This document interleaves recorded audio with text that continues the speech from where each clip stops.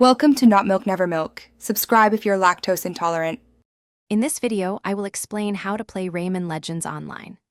Rayman Legends on PlayStation 4 primarily focuses on local cooperative play, allowing up to 4 players to enjoy the adventure together on a single console.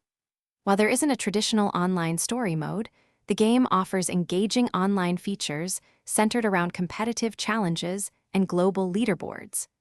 This allows you to test your skills against others worldwide. To dive into the online experience, simply navigate to the Online Challenges gallery from the main menu. Here, you'll find a variety of daily and weekly timed levels designed to test your speed and precision.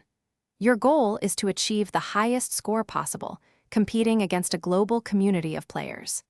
Each challenge offers a fresh opportunity to climb the leaderboards and earn bragging rights. Connecting with your friends adds another layer of fun to the online challenges. You can easily invite your PlayStation Network friends to compete against your scores in these timed events. The game allows you to directly compare your performance on the challenge leaderboards, fostering friendly rivalry. You can also send and receive challenge notifications, keeping the competition lively and engaging.